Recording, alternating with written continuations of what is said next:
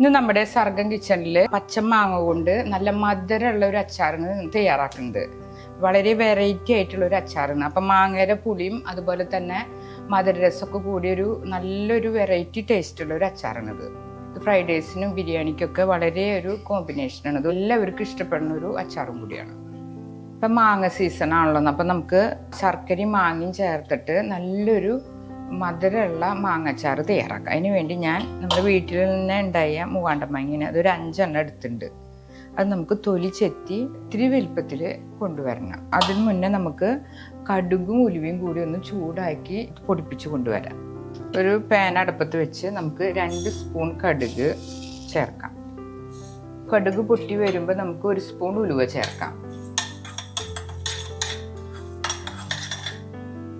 കടുക് ഇങ്ങനെ പൊട്ടി വരുന്നുണ്ട്. ഇപ്പം നമുക്ക് 1 സ്പൂൺ ഉലുവയും കൂടി ചേർക്കാം.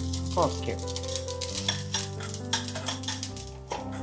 എന്നിട്ട് ഒന്ന് ചൂടാറിയതിന് ശേഷം നമുക്ക് പൊടിച്ചു കൊണ്ടുവരാം. ഒരു തരിതരിപ്പായിട്ട് പൊടിച്ചാൽ മതി. ഇതാദ്യമേ തന്നെ ചെയ്ത് കഴിഞ്ഞാൽ നമുക്ക് അച്ചാറുണ്ടാക്കി എളുപ്പമാണ്.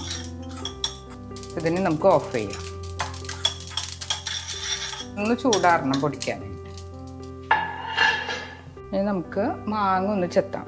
ഇതിൻ്റെ എല്ലാത്തിനും ഞെട്ട് കളഞ്ഞ് ഇതൊന്ന് പീൽ ചെയ്തെടുക്കാം.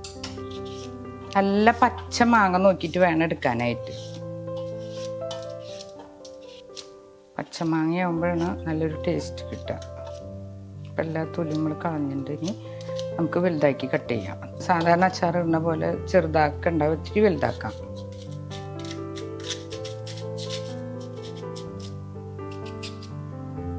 ഈ ഒരു വലുപ്പത്തിൽ നമുക്ക് കട്ട് ചെയ്തിടാം. അതുപോലെ എല്ലാം മാങ്ങിയും നമുക്ക് കട്ട് ചെയ്ത് കൊണ്ടുവരാം. ഓരോ പൂള് ഒരു 3 പീസ് ആയിട്ട് കട്ട് ചെയ്താൽ മതി. നടുകീറി 3 ആക്കി കട്ട് ചെയ്താൽ മതി.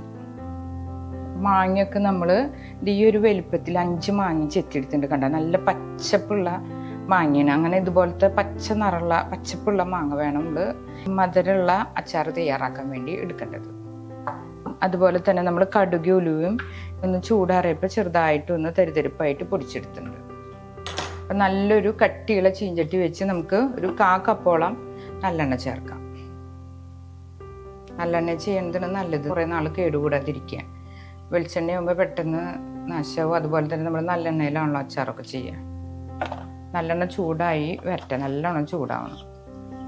നല്ലെണ്ണ ചൂടായതിന് നമുക്ക് കടുക് 1 സ്പൂൺ ചേർക്കാം. 1/4 സ്പൂൺ ഉലുവയും കൂടി ചേർക്കാം. കടുകൊക്കെ പൊട്ടിക്കഴിയുമ്പോൾ നമുക്ക് 3 വറ്റൽമുളക് നടു കട്ട് ചെയ്തത് ചേർക്കാം. 2 കതിർപ്പ് വേപ്പിൻ്റെ ഇല. ഗ്യാസ് ഒന്ന് ഓഫ് ചെയ്തിട്ടുണ്ട്. ഇനി നമുക്ക് പൊടികൾ ഓരോന്നായിട്ട് ചേർക്കാം. ഒരു 1/4 സ്പൂൺ മഞ്ഞൾപ്പൊടി, 3 സ്പൂൺ കാശ്മീരി മുളക് പൊടി. തീ ഓഫ് ചെയ്ത കാരണം കരിയില്ല, അല്ലെങ്കിൽ പെട്ടെന്ന് കരിഞ്ഞു പോകും. ഇതിലേക്കാണ് നമ്മൾ മാങ്ങ ചേർക്കേണ്ടത്.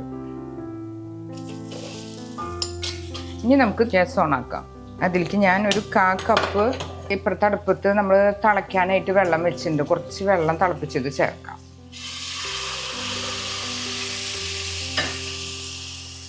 മാങ്ങയ്ക്ക് ആവശ്യമുള്ള ഒരു ഉപ്പ് ഒരു സ്പൂണോളം എടുത്തിട്ടുണ്ട്. അതായത് കല്ലുപ്പ് നോക്കി ചേർക്കാം. എന്നിട്ട് നമുക്ക് തീയോ ചുരുക്കിയിട്ടിട്ട് ഒന്ന് മാങ്ങ വേവാനായിട്ട് വെയിറ്റ് ചെയ്യാം.